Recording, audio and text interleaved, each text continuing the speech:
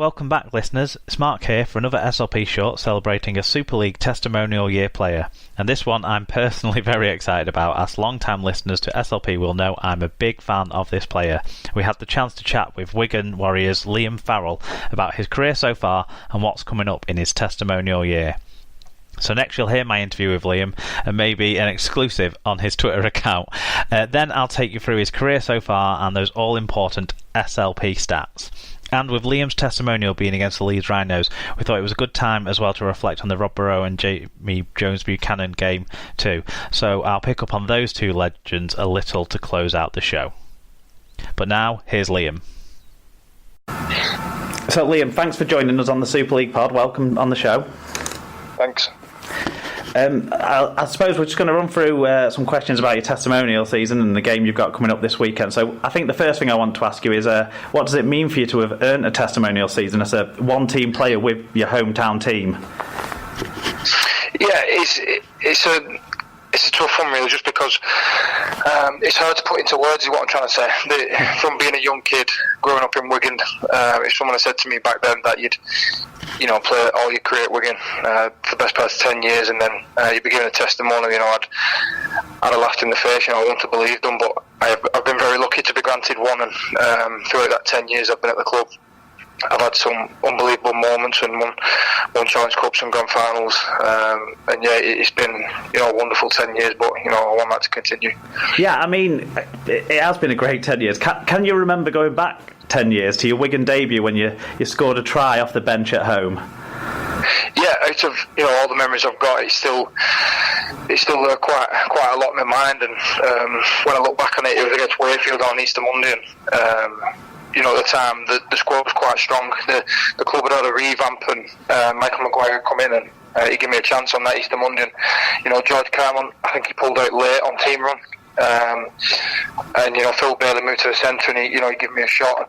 I'm still very thankful to this day about that, and very grateful for it. And it was against Wakefield, and things went really well on the day. I mean, you obviously took full advantage of that chance. You went on to play in the grand final that year. You've won everything that you can in your Wigan career, so this is probably a hard one for you to pick from. But what are your own personal highlights so far in your career? Yeah, you're right. It's pretty tough. Obviously, the 2010 year were. The club was sort of revamped, and I was part of it. Being involved in I think about 25 games that year, and I just think finishing the season off that year with a grand final win was unbelievable. But I think any grand final win that we've had, they're all pretty special. The Challenge Cups were unbelievable. World Club Challenge, of course, as well. Yeah, the World Club Challenge as well. There's so many. I'd just say the cup finals. I couldn't pick a game out in particular, but that's probably the good thing about being at this club where I've been and how lucky I've been. I can't pick a single game out what's been the most special. There's too many to choose from. I mean, you won the Harry Sunderland in 2016 as man of the match. So I actually saw the highlights of that game just last night. They were on the telly again, and your assist for Gildart's try in that game still lives in the memory. Yeah, well, I could pick that out, as an individual game for myself as being one of the best, but just on wins for the team and how we're going about it, there's quite a few. That year does stand out just because of the injuries we had that year.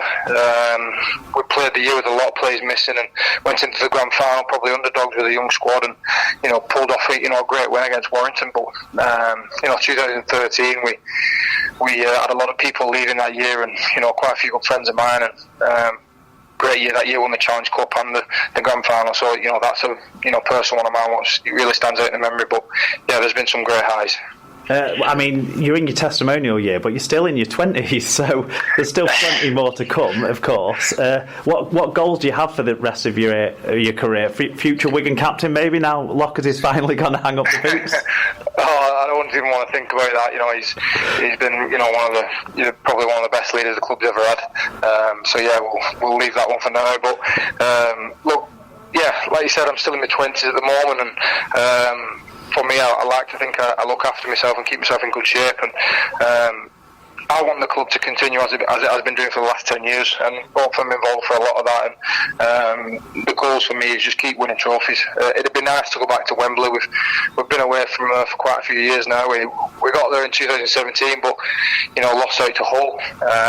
It'd be great to get back there and get a win, because there's a lot of lads in this team. There'll not be many lads in that team now who've been there and tasted victory, so that'd be good to go there. No, of course, yeah. And one of the teams that you did taste victory against Wembley at is Leeds, and that's who are the visitors this Sunday to the DW. A rare thing, an actual home pre-season game for Wigan.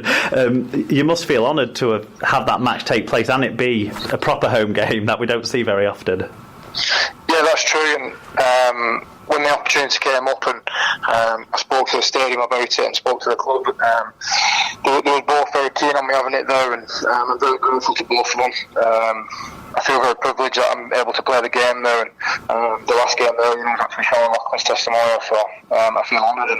And to bring Leeds there to play the testimonial game, it's going to be great. I think over this last 10 years, I've had some of the most memorable games against Leeds. I caught it not long ago about a game. We went there in, I think it was 2012, and we had a really depleted squad, and we came away with a massive victory. I think we put 50 points on Leeds, and then been involved in Champions Cups against them. On the bad side of a grand final defeat against them, but obviously that was a massive year for Leeds. They won the treble, so yeah. Leeds are a club with a lot of history, and a bit jealous in some ways. They've won, just as much things as Wigan have, if not more. And it's a great club to have my game against. Yeah, definitely. It's the two sides of the decade that you've played in, isn't it? Wigan and Leeds. So it's a great way for you to sort of round that off. Definitely. Yeah, it is.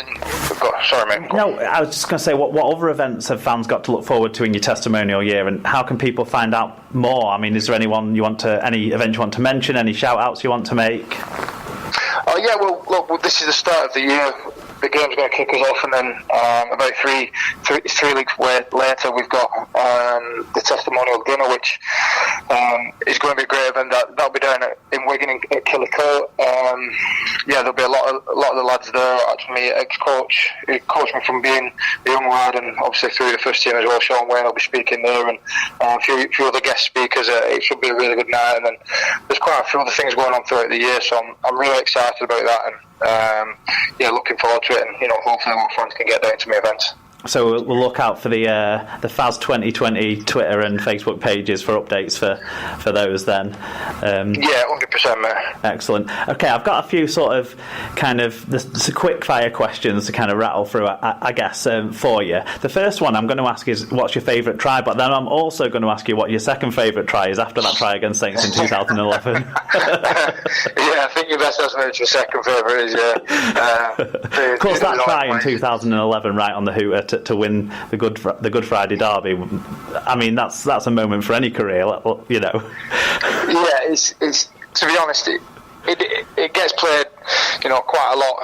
Just coming up to any kind of Good Friday game, and because it's been my testimonial year, I've seen it quite a bit, and it does still bring back the goosebumps and the feelings I had on the day, and it's probably one of the most surreal moments I've had in my career. And I was just lucky enough to get on the end of a well-worked move, and very thankful for Paul Deacon that day giving me the short ball and putting me over the line. But it's one that will stick in the memory for the rest of my career. And scoring on the right edge, because normally you're on the left edge since then in the rest of your career. What other moment? I mean, you've scored hat-tricks from the back row over and over again over the years. What other memories try-wise then? Second favourite try?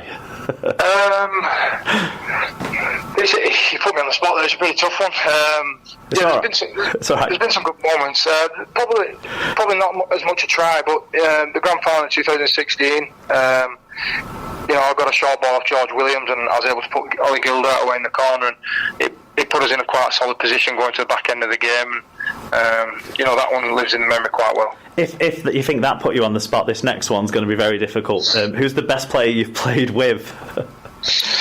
That's a tough one. Straight away, there's a couple that stand out to me. Sean Loughlin's one.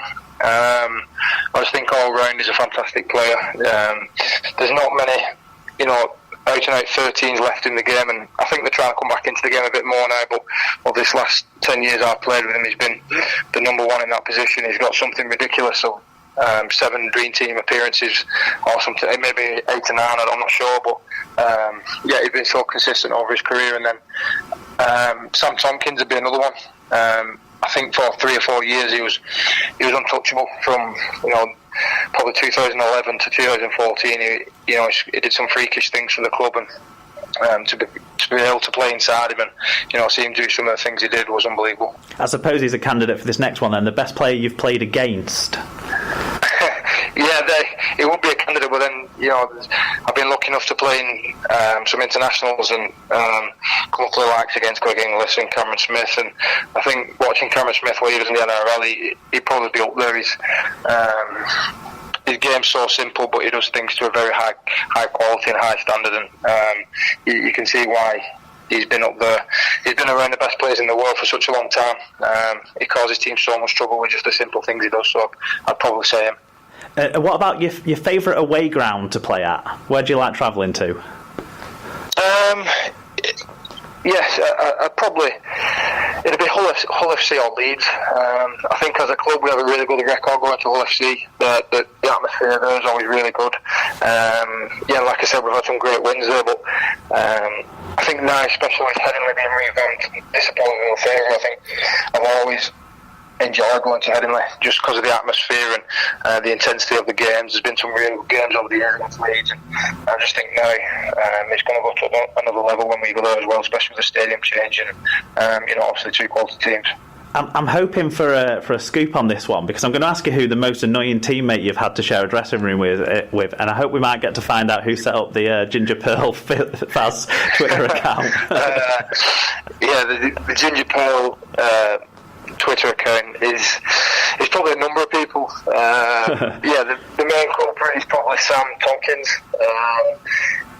I sort of just let it be. If you start complaining about it, then it gets worse. But Sam Tompkins, Sean Lachlan was involved. I think even Pat Richards might have been involved in that one. It was one of them I just let fly by. And before I knew it, there was 10,000-15,000 followers on it, so it went all right. But there's been some other guys in there who've been quite annoying. Sam's probably one of them. Josh Charnley, he's quite a hyper lad. Spent a lot of my time with him. Had a great career at Wigan, and he was just a bit could never keep himself still. Probably in the current squad, Liam Marshall, pretty similar to Josh. He's always singing or dancing, or he's doing something to annoy someone. And there's been a few of them the way. It sounds like there's a lot of fun been had as well, though, I'm sure. Thanks for your time, Liam, and good luck for your testimonial. I've got my tickets for Sunday, and I hope loads of other fans are there to get behind you too. So thanks again for being on the show. No worries, mate. Thank you for having me on. So thanks again to Liam for his time. We've been asking for fan comments on these testimonial men as well, and we got this one in on Twitter about Liam from Griff at Griff Talks Balls. He said, "He's given his all. He's won it all. He's got sunburn in Wakefield to prevent any rumours of the NRL, and had Evander Holyfield announce his new contract. #legend." We still have shows planned on Lou McCarthy, Scarsbrook, Danny Brough, Michael Shenton and Mike Cooper, so please get your fan views in on social media about those men as well. But back to Liam Farrell. He had a brief dual registration spell with Widnes at the start of his career, but made his Wigan debut at home in 2010 against Wakefield, scoring a try. He's gone on to make 249 Wigan appearances so far, scoring 96 tries. His first senior year saw him win the League Leaders' Shield and Grand Final. He backed that up by being part of Wigan's Challenge Cup final win in 2011. There was another League Leaders' Shield win he was part of in 2012 before a Cup and Grand Final double in 2013. 2013 was also when he made his England debut, getting to play a part in a home World Cup before becoming a mainstay under Steve McNamara for the next 2 years. In all, he has 10 England caps and 3 England tries. During a trophy dry spell, Farrell picked up a personal accolade with a 2015 Dream Team selection.